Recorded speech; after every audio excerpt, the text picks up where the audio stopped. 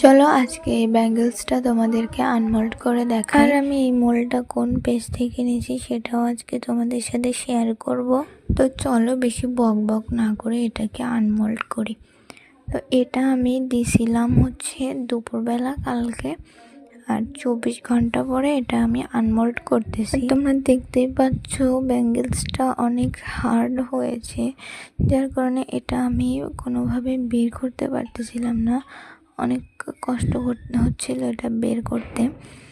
ফার্স্টে আমি ভাবছিলাম, এটা যখন অর্ডার করছিলাম তখন আমি ভাবতাম যে আমি আদৌ কি এটা বানাতে পারবো, এটা কিভাবে বানাই।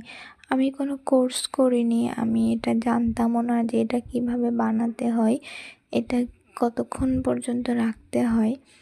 তো ফার্স্টে আমি হচ্ছে এটার নিচের অংশটা খুলে নিয়ে দেন হচ্ছে উপরের অংশটা বের করে দেন হচ্ছে এটা আমি খুলে ফেলি। আর এটা এত বেশি হার্ড হয়েছিল, তোমাদেরকে কি বলবো, এত সুন্দর হয়েছে, এত সুন্দর হবে আমি কখনোই কল্পনাও করিনি যে এত সুন্দর হবে। আর এটা অনেক বেশি হার্ড হয়েছে, তোমরা কতটুকু বুঝতে পারতেছো আমি জানি না।